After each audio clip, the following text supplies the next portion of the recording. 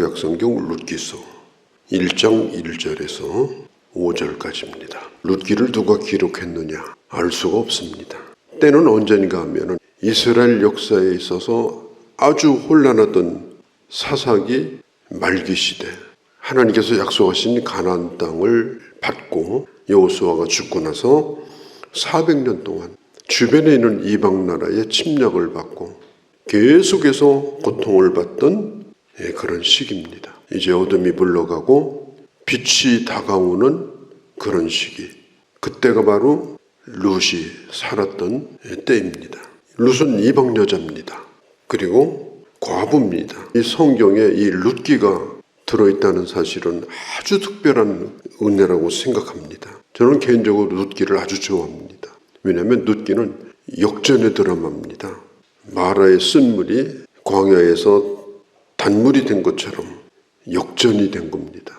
우리가 스포츠를 좋아하는 이유 가운데 하나도 스포츠에는 역전이 있습니다.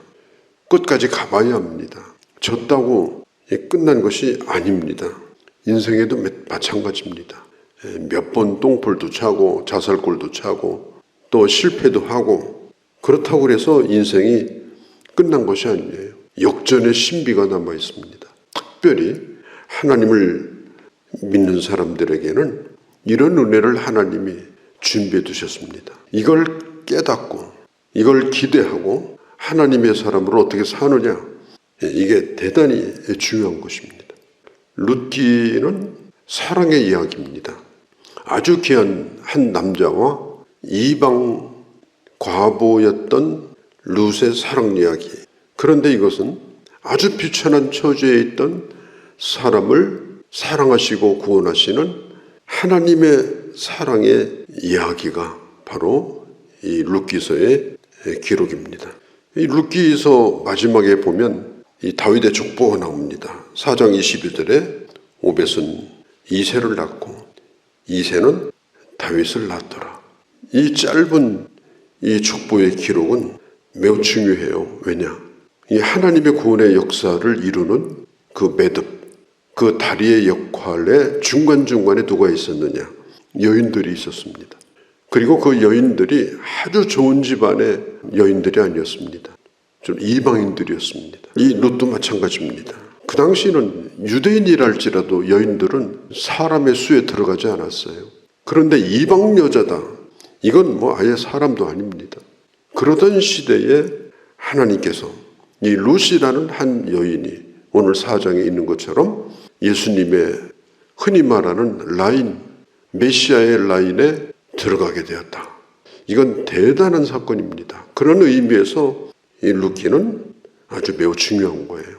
사람들이 보통 잘 되고 나면, 권력을 잡고 나면 자기 신분 세탁부터 하죠.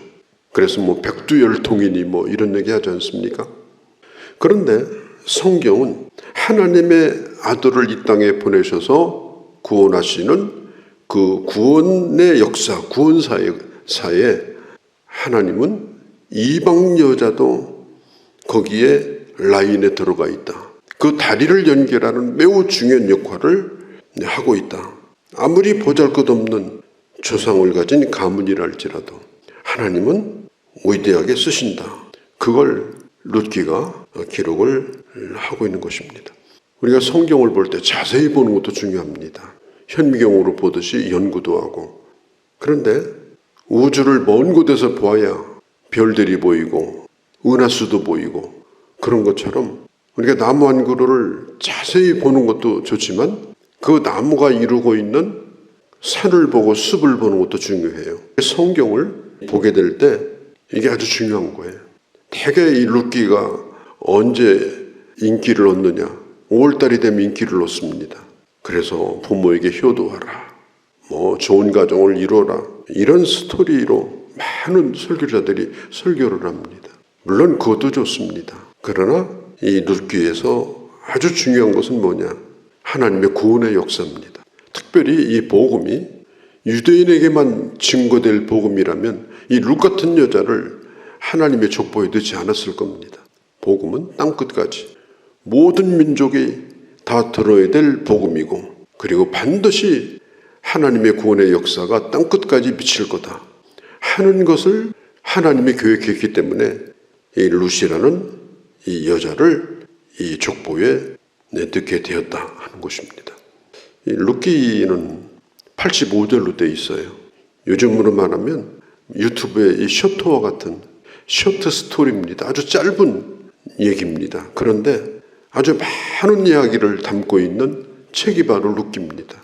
어느 정도인가 하면은 절반이 대화입니다. 사람과 사람 사이의 대화가 나와 있어요. 그 모든 대화가 사건입니다. 일이 어떻게 되어지고 있는가 하는 걸 보여주고 있습니다. 또 룻기는 가라사대가 없어요. 하나님이 가라사대 이런 얘기가 한마디도 나와 있지 않습니다. 하나님은 오늘도 마찬가지예요. 가라사대가 없을지라도 많은 일들을 통해서 또 그 일에 얽힌 사람들 사이의 대화를 통해서 하나님은 어떻게 그 일을 풀어가시는가, 어떻게 하나님의 역사를 이루시는가 하는 것을 오늘도 하나님은 보여주고 있는 것입니다. 룻기의 배경은 사사기 말기 시대입니다. 사사기 21장 25절에 보면은 그 시대는 왕이 없으므로 사람들이 자기 소견에 오른 대로 행하던 시대입니다. 하나님도 왕이 아니고 인간 왕도 없었습니다. 혼돈의 시기였습니다. 1절에 보면은 이렇게 말하죠. 그때가 바로 사사들이 치리하던 때다. 왕이 나타나기 바로 직전에 시대였던 것은 분명하다면 이것은 사사기 말기 시대다. 이렇게 볼 수가 있습니다. 이때 흉년이 들었습니다. 지역은 어디냐? 베들레헴입니다. 한 가장이 있었는데 그 가장이 엘리멜렉이고 그 아내가 나옴이고 어린 두 아들이 있었는데 그 아들이 말론과 기련입니다. 그 땅에 큰 흉년이 들어서 대대로 물려받은 땅이지만은 농사를 지을 수가 없었어요. 그래서 굶어 죽을 지경이 되었습니다. 그런데 이들이 그 땅을 버리고 어디로 갔느냐? 멀지 않은 모압이라는 땅으로 이민을 갑니다. 모든 것을 다 정리해가지고 이민을 가요. 몇 년만 갔다 오자 이런 생각을 가지고 갔는데 몇 년이 아니고 남자들은 하나도 돌아오지를 않았어요. 참 우리 인생이라고 하는 것은 그런 수가 많아요. 그냥 잠깐만 뭐 어떻게 하자 이랬는데 그게 꼬여가지고 아주 길어지고 엿가락 늘어나듯이 그렇게 되어지는 일들이 얼마나 많습니까? 그러면서 이제 일이 생기고 사건이 생기고 그런 가운데서 하나님은 일하신다. 이걸 보여주고 있어요. 엘리멜렉은 하나님의 왕이다. 나오미는 기쁨이라는 뜻이에요. 그런데 엘리멜렉도 나오미도 하나님의 왕이 아니었고 또 기쁨도 아니었어요. 나중에 보면은 나오미가 남편을 잃어버리고 아들 다 잃어버리고 돌아올 때 동네 사람들이 전부 나와서 울지 않습니까? 슬픔의 여자가 되었습니다. 이 베들레헴이 어딘가 하면 곡창지대예요. 모든 것이 풍성하던 그런 곳입니다. 곡식도 풍성하고 열매도 풍성하고. 그래서 베들레헴이라는 이름의 뜻이 떡집이라는 뜻입니다. 떡집에는 그냥 짜투리만 먹어도 배부릅니다. 베들레헴이 그런 땅이었어요. 유대인들에게는 땅은 하나님의 기업이죠. 땅은 하나님의 축복입니다. 그래서 다른 사람에게 물려주지도 않고 가문을 이어가는 기업입니다. 그런데 그 땅에 흉년이 온 거예요. 먹고 살기가 어려워졌습니다. 이때가 사사시대니까 불신앙의 시대입니다. 엘리멜렉도 믿음의 가정은 아니었던 것 같습니다. 그래서 가족들을 먹여 살리려고 다른 사람은 떠나지 않았는데 엘리멜렉은 떠났어요. 이민을 떠난 거예요. 어쩌면은 지혜로운 선택이라고 생각할 수도 있겠지만 결과적으로는 그렇지를 못했습니다. 이 모압이라는 땅은 아브라함의 조카 롯과 그 다음에 그의 딸들이 근친상간을 해가지고 성경에 아주 부끄러운 기록이에요. 그래서 출생한 자들이 이룬 후손들입니다. 사사시대에도 이 모압 족속의 왕이 그때 에글론이었는데 그때 이스라엘을 쳐들어와 가지고 무려 18년 동안 고통스럽게 했던 그런 족속이기도 합니다. 그런데 그 땅으로 이민을 갔어요. 거기서 두 아들을 결혼도 시켰습니다. 며느리도 모압 여인들을 며느리로 얻습니다. 그렇게 하다가 남편 엘리멜렉도 죽고 큰아들도 죽고 둘째 아들도 죽고 나오미 혼자 남았습니다. 모든 사랑하는 가족들을 다 떠나보낸 정말 기가 막힌 그런 일을 겪게 되었습니다. 소망이 다 끊어진 겁니다. 그 무렵에 하나님께서 성경에 보면은 6절에 백성들을 돌보시어 유다 땅에 큰 풍년이 들었다는 소식을 듣게 됩니다. 그 소식을 듣고 나오미는 이제 돌아가려고 합니다. 하나님이 우리 민족을 버리지 않았구나. 하나님이 긍휼을 베푸시는구나. 확신을 가지고 참 부끄럽지만 돌아가기로 합니다. 성경에 보면은 하나님은 분명히 그의 자녀들을 징계하시지만 영원히 망하게 하지 않습니다. 이 징계는 그야말로 어마어마한 겁니다. 기가 막힌 일입니다. 그런데 끝난 게 아닙니다. 끝난 일은 아닙니다. 우리가 언제나 기억할 것은 끝났다고 생각하면 안 됩니다. 역전의 드라마가 있습니다.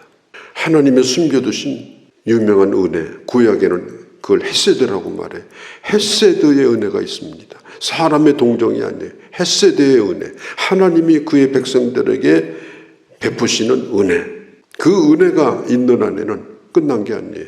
나오미는 6절 말씀, 그 땅에 다시 비가 오고 풍년이 들었다는 얘기를 듣고 하나님께서 다시 은혜를 베푼다는 사실을 믿고 은혜 땅으로 다시 돌아가게 되어집니다. 나오미는 두 며느리에게 고마움을 표시합니다. 자기 아들과 결혼해서 일찍이 과부가 돼서 고통을 받았던 두 며느리에게, 두 아들에게 잘해줬던 것에 대하여 고마움을 표시하고 8절에 보면 하나님께서 돌봐주시기를 축복하고 그 다음에 입을 맞추고 그리고 그는 홀로 베들레헴 땅으로 돌아가려고 합니다. 이 두 며느리는 슬퍼하며 울었습니다. 둘이 따라가겠다고 말을 했습니다. 그렇지만 나오미는 그들에게 재혼을 해서 새 가정을 이루라. 나는 내 남편의 땅으로 갈 거다. 그렇게 말을 합니다. 그때의 9절과 10절에 보면 크게 소리를 높여 울던 두 며느리 가운데 오르바는 친정을 택했고 그 다음에 룻은 그 어머니를 택합니다. 나오미를 택합니다. 이 선택은 굉장히 중요합니다. 재산을 물려받을 것도 없고 좋은 가문도 지금 아니고 그것도 객지로 지금 떠나야 되고 그런데 그 시어머니를 택한 거예요. 자기 친정어머니도 있고 가족들이 다 있지 않습니까? 더군다나 그 땅을 지금 떠나는 상황인데 성경에 보면은 붓 쫓았다. 14절에 붓 쫓았다. 히브리어로 디바크라고 하는 이 말은 한 몸을 이뤘다 그런 뜻이에요. 절대로 떨어지지 않는 상태를 의미합니다. 나오미는 그 두 자부를 떠나보내려고 했는데 그런데 룻이 절대로 떠나지 않겠다고 붙듭니다. 하나님께서는 그런 룻에게 헤세드의 은혜를 베푸십니다. 아무리 비참한 상황에 있다 할지라도 하나님이 은혜를 베푸시면 그 인생이 다시 시작됩니다. 다시 희망을 가질 수가 있습니다. 하나님은 결코 우리를 포기하지 않고 끝까지 우리를 사랑하신다. 하나님의 사랑, 룻이라는 한 여인에 대한 하나님의 사랑이기도 하지만 지금 400년 동안 이 사사시대를 겪으면서 계속해서 고통을 받고 있는 이스라엘에게 구원의 소망이 있다. 다시 회복되어진다. 하나님의 은혜가 있다. 이걸 지금 가르쳐주고 있는 이 짧은 얘기가 바로 룻기서입니다. 인생에는 아주 중요한 결정을 해야 될 때가 있습니다. 고향을 떠난다든지 사람을 선택한다든지 어떤 일을 결정해야 된다든지 그런 결정을 내릴 때가 있습니다. 하나님을 붙드는 결정을 하는 것이 얼마나 중요한가 하는 걸 보여주는 거예요. 오늘 1장 이 장면입니다. 룻은 자기 나이 먹은 시어머니를 선택한 게 아닙니다. 효도하려고 선택한 것도 아닙니다. 나오미가 믿는 하나님을 선택한 거예요. 하나님을 붙들기 위해서 그 시어머니를 따라 객지로 나서게 된 겁니다. 하나님을 붙드는 자는 하나님께서 숨겨두신 인생의 역전이 반드시 있습니다. 이걸 루키가 우리에게 가르쳐 주는 거예요. 거룩하신 우리 아버지, 저희들 이제 묻기를 시작합니다. 이 시기에 이 말씀을 우리에게 주신 하나님의 뜻이 분명히 있는 줄을 믿습니다. 특별한 은혜를 저희들 구합니다. 역전의 은혜를 사모합니다. 그리고 반드시 붙들어야 될 것을 붙드는 결단을 저희들에게 아버지 주시기를 원합니다. 그래서 하나님이 주시는 은혜가 인생이 거는 도박보다도 훨씬 더 크고 놀랍고 영광스러워서 반드시 되게 하시는 하나님의 역사, 그 역사를 저희들도 아버지 경험하고 하나님의 은혜를 만날 수 있는 귀한 주의 자녀들이 되게 하여 주시옵소서. 우리 주 예수님의 이름으로 기도하옵나이다. 아멘.